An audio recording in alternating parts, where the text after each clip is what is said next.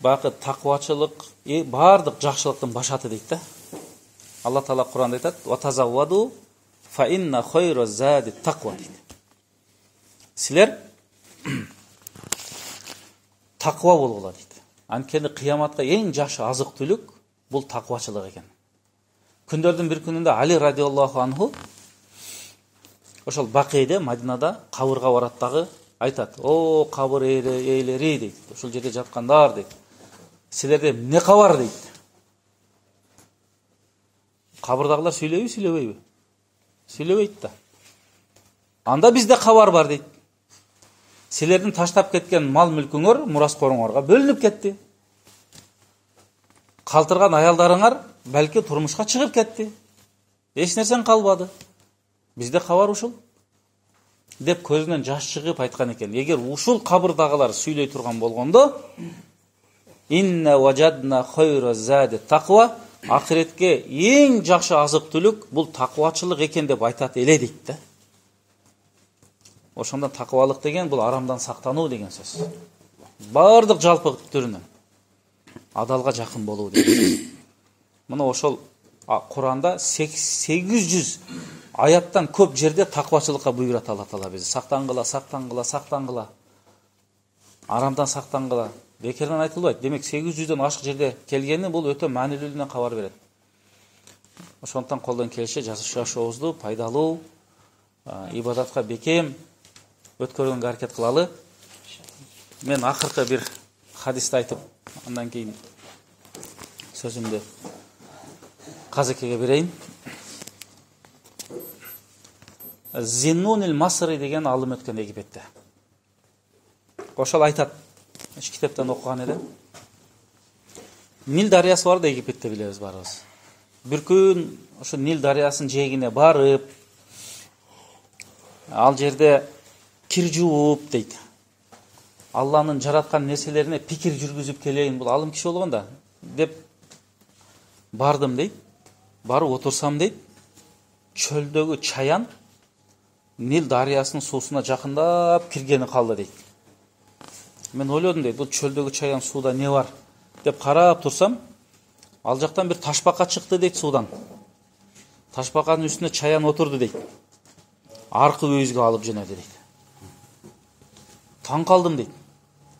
Мындай аралча бар дейт. Анан артынан сүзүп дейт, акырын бардым дейт. Аркы жегине жеткенден кийин ташбака чаянды түшүрдү, кайра сууга кирип кетти. Тиги жолун улады дейт. Акырын ар жакка барып карасак дейт, ал жакта хурма дарактар көп го. Бир хурма дарагынын астында бир жаш жигит дейт, уктап атат дейт. Айланасында арактын идиштери жатат. Аракты ичип уктап каптыр дейт. Анан ойлодум дейт.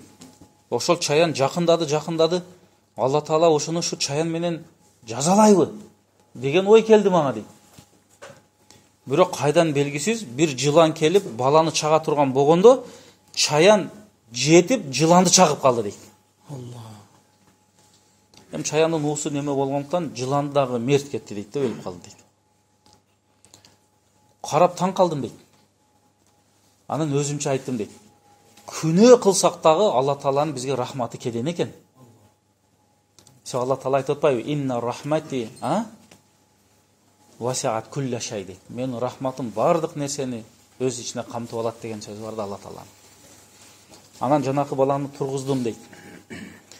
Тургузуп, солуктуруп, өзүнө келтирип, болгон окуяны жакшы түшүндүрүп берсем, Алла Таала хидаят берип, жакшы жолго түшүп кетти дейт. Демек Алла Тааланын бизге рахматы кенен экен. Ошол биздин кылган ибадатыбыз менен, биздин кылган дуабыз менен, зикирлерибиз менен, балки ушуга окшогон башыбызга түшө турган балелерден Кудай бизди сактап атат. Аны сезбей калабыз. Мына азыр биз менен иштеп жүргөн араб бар. Ошол бир күн айтып калат. Айтты. Садака раддул бала дейбиз го. Садака балени кайтарат дегенге дагы чынык ишендим дейт.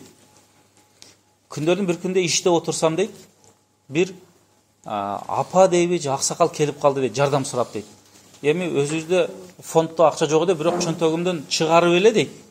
Карабай эле жардамды берип жөнөттүм дейт. Кадимкидей кеч үйгө келдим. аялы мунчукпайт дейт, бирок балдарым айтып иди дейт. Мына кичинекей кызы бар эле, кичинекей. Ушул майга күйүп калайын деди деп айтып иптилер да. Не болду десе, жанагы апасы сковородканы коюп, майды куюп, тамак кылайын деп атканда, жана кызы басып келип, кичинекей экен. Ошол сковородканы тартып ийипти да. Тартып ийгенде дейт, сковородкада май ушундай түшүш керек па дейт. Бирок бул жака тартканы менен сковородка бул жака жыгылган дейт да. Качан болду десемде, чо обед малында дейт. А мен эстейип койсом дейт. Ошол учурда мен жанагы кишиге жардам бергем дейт да. Мен бияктан жардам берип атат, ал белени менин үйүмдөн Алла Таала кайтарып атат дейт. Бул садака раддил бала дейт да. Демек, ошого окшогон ар кандай балелерден биздин чыныгы Аллага кылган ихласыбыз менен, ибадатыбыз менен, дуабыз менен Алла Таала кайтарып турат экен.